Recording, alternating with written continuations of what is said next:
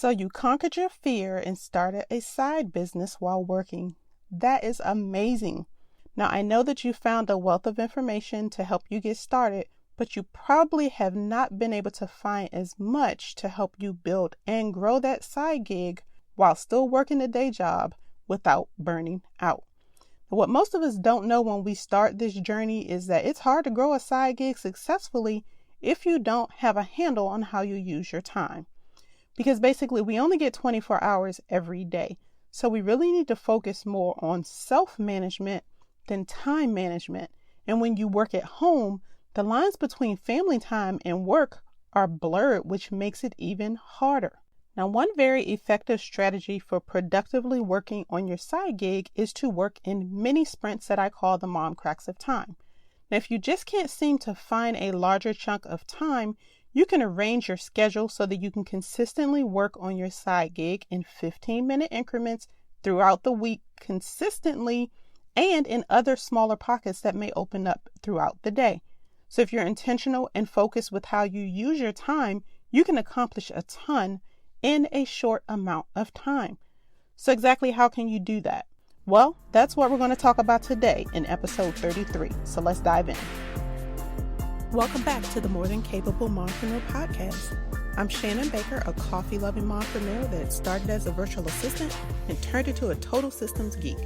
And I want to help you shift your mindset and embrace your worthiness while creating systems in your business so you can be more productive and build success on your own terms without the mom guilt.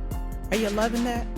Well, I hope you're ready for real conversations that will help you beat the perfectionist inside, rediscover your strengths, and uplevel your self-love in the mom cracks of time so you can stop letting fear hold you back because you are enough and you do enough. We are more than capable mompreneurs. So grab your cup of coffee, some sparkling water, or pour a glass of your favorite wine and let's dive in. I know, building a business is hard, and it's even harder when you're trying to do it while working another job and you still have to take care of your family. So one thing you have to accept is that you're going to be busy and that's not going to change, but you have to carve out time for your side gig or it's going to end up taking a backseat and it's never going to grow to support your lifestyle the way that you want. So while I work at home part-time, my work schedule can fluctuate between 25 to 35 hours a week. And when I started my business, I was actually working 40 to 50 hours a week outside of my home. So trust me when I say that you can do this and it doesn't have to be overwhelming. Because being a mom, working hard to maintain a happy marriage, that's a job in itself. And on top of that, you're also working a day job. So sometimes this can be exhausting. I mean, I have weeks when I feel like I'm running from the time that I get up until the time that I go to bed. And I am. But the key is I'm completing tasks that support not only my personal goals, but my business goals. How do I do this? Because I have systems in place in my daily life and in my business, which help me use my time more intentionally and efficiently so that I can get things done. So I'm going to share a few tips with you today that have helped me to juggle everything that's on my plate, be productive every week, and not burn out while doing it. So here's tip number 1. It's easy for things to slip through the cracks when you have a lot going on. So you've got to decide what your priorities are. You need to get organized. If you're clear on your priorities, you won't waste time on people or things that distract you from what's actually important. So your priorities are also needed because you need to plan your schedule. It's an absolute necessity.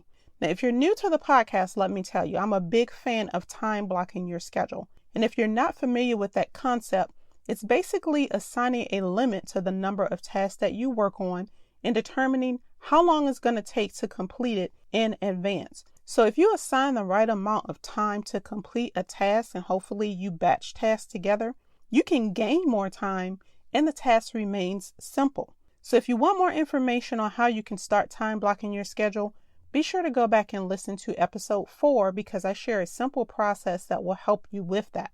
Now, you need to stop thinking of your limited schedule as an excuse, but think of it as something that helps you to be more productive and get more done. So take a look at your schedule and identify smaller pockets of time when you can work on tasks for your business. Maybe it's in the morning before the family starts to wake up. Maybe it's while they're napping if you have smaller ones, or when your spouse gets home from work, can you carve out a few minutes of time? Basically, you have to carve out time wherever you can find it. That leads to tip number 2 as well. You need to know your best time of the day. Have you ever heard of the golden hours? It's basically when you figure out the time of day when your mental capacity is at its peak and you complete your most important work during that time, especially creative tasks. Now, personally, I work best in the morning, so I block out time at the beginning of my day for anything that's required for like podcast topics, creating social media content, anything where my brain has to generate creative ideas. Now, while I may have to adjust my schedule based on the season that my life is in, I like to get up early, complete my morning routine, which I'm going to talk more about later, and then spend 15 minutes or so on a creative task before I start my workday. Then at the end of the day, when I'm all tapped out mentally, that's when I sort my inbox, respond to email messages or messages on social media that came in throughout the day. But arranging my schedule this way allows me to get the necessary tasks done when I'm at my best. They help my business grow, and it doesn't take as much time. And here's tip number 3. Use those wait times.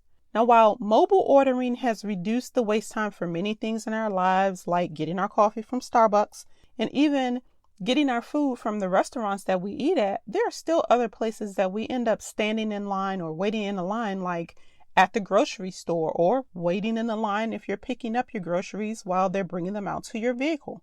Use that time to catch up on quick tasks, like respond to a few messages, comment on a few social media posts with meaningful comments, of course, send a quick hello message to a new contact, listen to a podcast episode, or read a blog post or some of a book that's going to help you refine your skills. That way, if you're more intentional with how you use your time, you will notice that you have more idle time every day than you think. Especially on days when you have an appointment, say to get your hair done, or you're waiting at a doctor's appointment, you have to drop off or pick up your pet from the vet.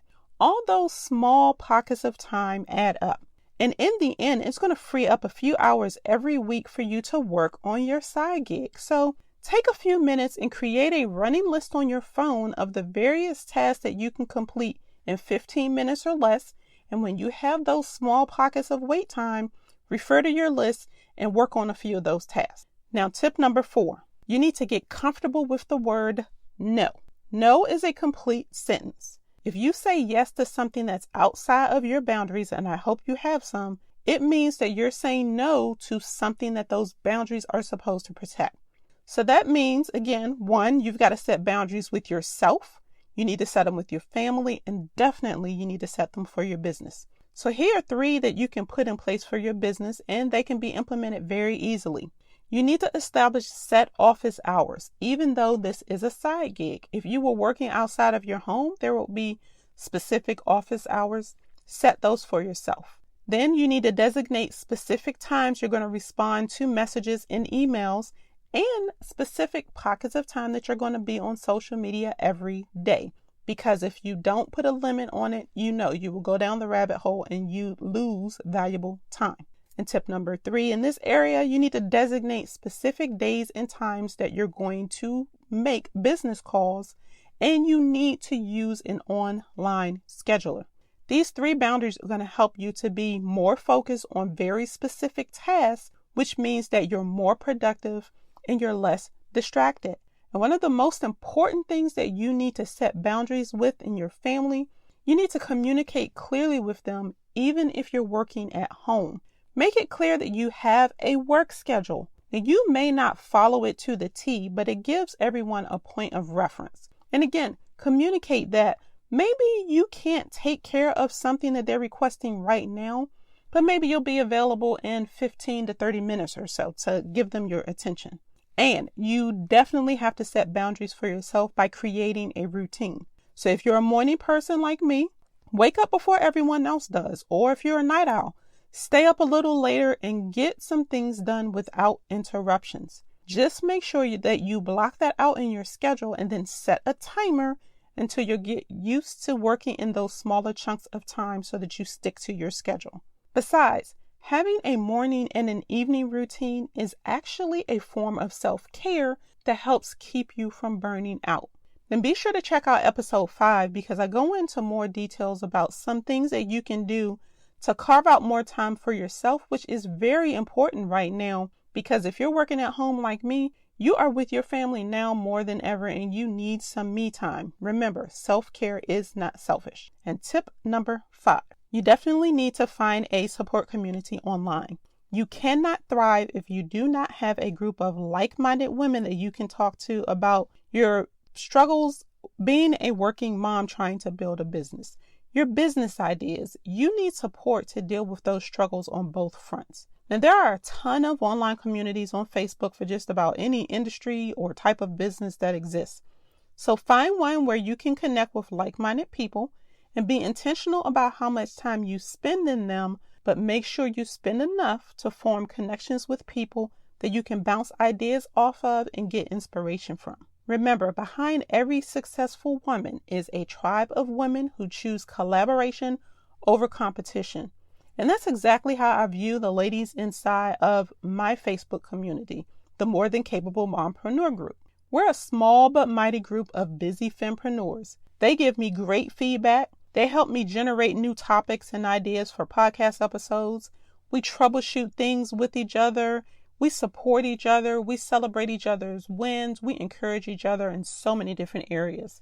We all crave a supportive community because we don't necessarily have a mate that has an entrepreneurial mind that we can bounce ideas off of. I mean, at least I know I don't. So I brainstorm with the women in that group and bounce ideas off of them, which then helps me to get clarity. And with their support, I feel empowered and excited as my business grows, and it helps me to become a better podcaster. This is also a form of self-care. So this community or these types of communities should be a safe space for you to vent so that you can pour into them.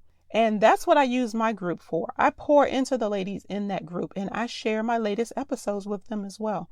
So if you'd like to join us, there's going to be a link to that in the show notes. Now, I know that working a day job and building a side gig may feel challenging sometimes. And that's why you need to remember that you're working towards a bigger goal. Never forget your why.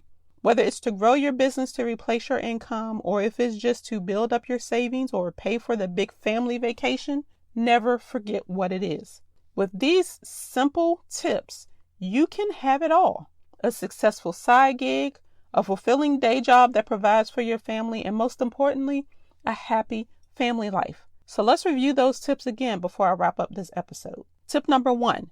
Get organized by picking a limited number of priorities every week and create a schedule to help you stay focused. Little blocks of time add up quickly.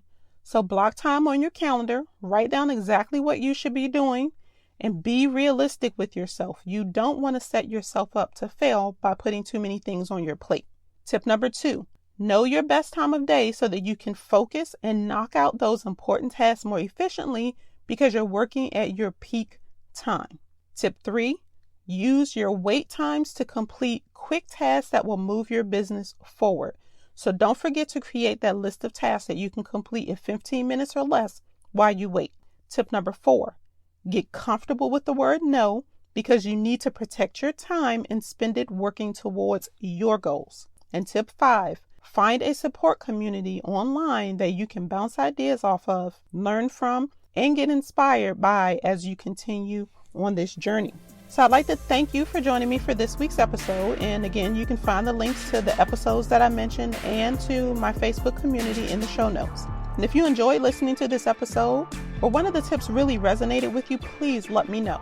Take a screenshot, post it in Instagram stories, and tag me at the More Than Capable Mompreneur, or feel free to send me a DM. I'd love to hear from you. And don't forget, you are more than enough. So until next time, keep calm and streamline.